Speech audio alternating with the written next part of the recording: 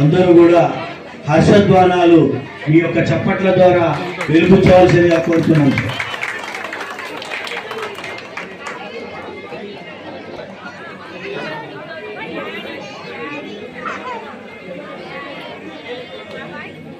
అన్నీ ఉండ ఓకే చూడండి మీ అందరి యొక్క హర్షధ్వానాల కరతాళ ధ్వనులతోని చప్పట్లతోని హర్షించవలసిందిగా కోరుతున్నాం.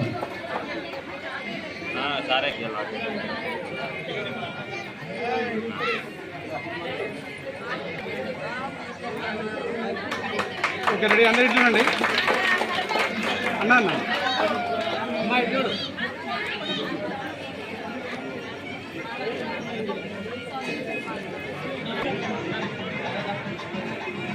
చిన్న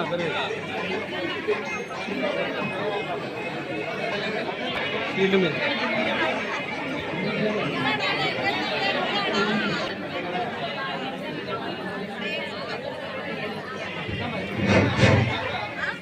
అందరూ కూడా చప్పట్లతోనే హర్షధ్వానాలు.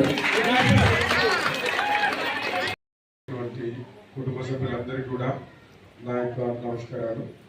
ఈరోజు ఇప్పటివరకు వేదిక మీద ఉన్న వాళ్ళందరూ కూడా ప్రతి విషయాన్ని అందరూ కూడా వారి కుటుంబ సభ్యులు ఎంతమంది మాట్లాడినట్టుగా వేదిక మీద ఉన్నటువంటి పెద్దలు మాట్లాడినట్టుగా ఈరోజు పదవి మాత్రమే విరమణ పొందుతున్నారు, కానీ వారి యొక్క ఆలోచనలు వారి యొక్క మంచి విధానాలన్నీ కూడా భవిష్యత్తులో మాకు కూడా మీరు సలహాలు ఇవ్వాలి.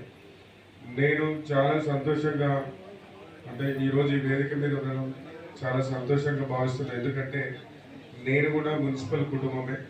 మా తాతగారు కూడా మున్సిపల్ కార్మికుడు, మా తాతగారి అమ్మ కూడా మున్సిపల్, మా నాన్నగారు కూడా కానిస్టేబుల్ చేసినప్పుడు కొంచెం అనారోగ్య కారణం వల్ల మా తాతగారి ఉద్యోగం తీసుకున్నారు, వారు కూడా మున్సిపల్ ఉద్యోగం. ఈరోజు మా అమ్మ కూడా మున్సిపల్ ఉద్యోగమే.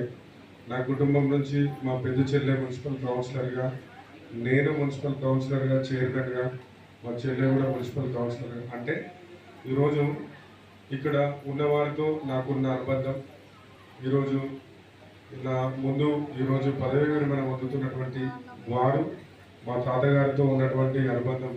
నేను ఒక 20 రోజులుగా న్యూ మున్సిపల్ ఆఫీస్లో నా ఛాంబర్ రెనోవేషన్ అవుతుంది. ఎక్కువసేపు పాత మున్సిపల్ ఆఫీస్లో కూర్చుంటే ప్రతిరోజు దొడ్డమొగలి గారు అక్కడే విధులలో ఉదయం కావచ్చు సాయంత్రం అన్న ఏదో ఒక సమయంలో నాతో మాట్లాడడం, గాజులయ్య గారు మాట్లాడడం, సారయ్య మామ గారి, అంటే వీరందరూ కూడా పాత విషయాలన్నీ గుర్తు చేస్తూ మీ తాతగారు దీనిలో పనిచేయడం. అంటే వారు చెప్తుంటే ఏమనిపించిందంటే నన్ను కూడా వారి కుటుంబ సభ్యులుగా ఎంతో మంచి ఆదరణతో చూస్తున్నారు. ఎంత మంచి ప్రేమపూర్వకంగా ఉన్నటువంటి వీరు నేను వచ్చినటువంటి నెల రోజుల్లోనే పదవి విరమణ పొందడం నాకు కొంత బాధ అయినప్పటికీ కూడా వారి యొక్క సలహాలు సూచనలు ఇప్పటికి కూడా మాకు అవసరం. ఇంతకుముందు కమిషనర్ గారు చెప్పినట్టు ఉద్యోగ విరమణ పొందగానే మన కుటుంబ సభ్యులు వారికి ఇవ్వవలసిన గౌరవాన్ని మాత్రం ఎక్కడ కూడా తగ్గిపోకుండా వారికి వారి గౌరవానికి వారి యొక్క స్వేచ్ఛ జీవితానికి ఎక్కడ కూడా ఆటంకం కలగకుండా చూసుకోవాలి.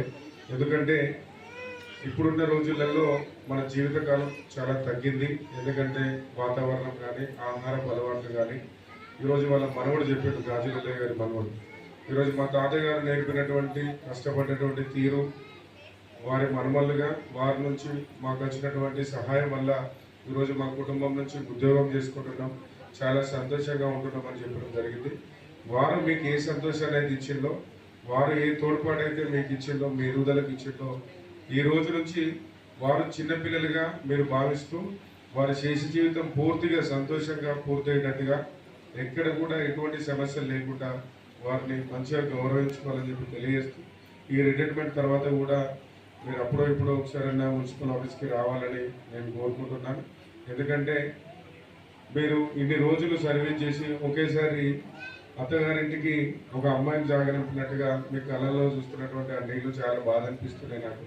మీరు తప్పకుండా మేము మున్సిపల్ చైర్మన్గా మా కౌన్సిల్ ఉన్నంత వరకు మీరు అప్పుడో ఇప్పుడో మీ యొక్క మంచి సలహాలు సూచనలు ఇవ్వాలని చెప్పి తెలియజేస్తూ ఈ కార్యక్రమాన్ని ఇంత గొప్పగా ఈ కార్యక్రమానికి ఇంత గొప్పగా హాజరైనటువంటి కుటుంబ సభ్యులకి, మున్సిపల్ కార్మికులకి, ఏర్పాటు చేసినటువంటి మున్సిపల్ కమిషనర్ గారికి నా యొక్క ప్రత్యేక కృతజ్ఞతలు తెలియజేస్తూ ముందు కార్యక్రమాన్ని ప్రారంభించవలసిందిగా కోరుకుంటున్నాను.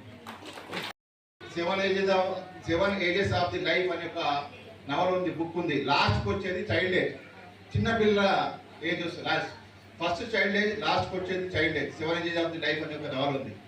మళ్ళా చిన్నపిల్ల చేసేసారు అంటే వాళ్ళు అలిగిపోవడం, అరే నేను ఇన్ని రోజులు కష్టపడ్డా, రాత్రి పోయినా, పొద్దున పోయినా, వర్షాకాలం పోయినా, ఎండాకాలం పోయినా, ఇంత సేవ చేసి ఇంత పెద్ద చేస్తే వీళ్ళు నన్ను గుర్తిస్తలేరు అంటే వాళ్ళ భావన వస్తుంది.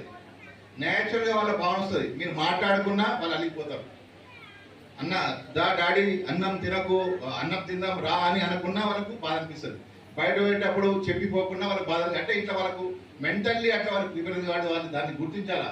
అది ఒక ఏజ్ పరంగా వచ్చే అది ఒక గుణం కాబట్టి దయచేసి వాళ్ళని కసురుకోకుండా వాళ్ళని కడుపులో పెట్టుకొని చూసుకోవాల్సిన బాధ్యత మీది.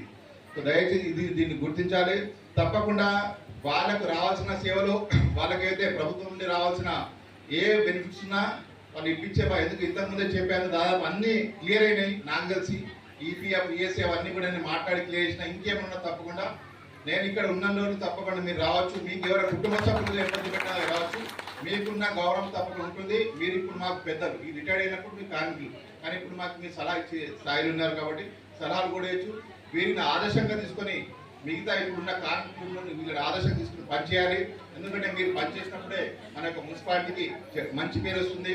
ఎందుకంటే కొత్త పాలకవర్గం, కొత్త కౌన్సిలర్స్, కొత్త చైర్మన్ గారు, వైస్ చైర్మన్ గారు మన ప్రజలు చాలా నమ్మకం పెట్టున్నారు. కాబట్టి వారి యొక్క నమ్మకాన్ని వమ్ము చేయకుండా మనం అందరం కష్టపడి కుటుంబ సభ్యులాగా పనిచేద్దాం.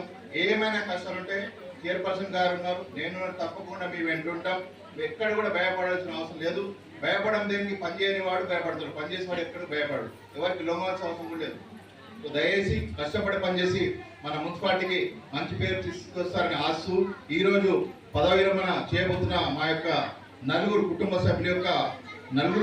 సభ్యులు వారి కుటుంబంతో ఆరోగ్యాలతో అష్ట ఐశ్వర్యాలతో సుఖంగా ఉండాలని, వారి శేషజీవం మంచిగా ఉండాలని ఆ భగవంతుని ప్రార్థిస్తూ ముగిస్తున్నాను.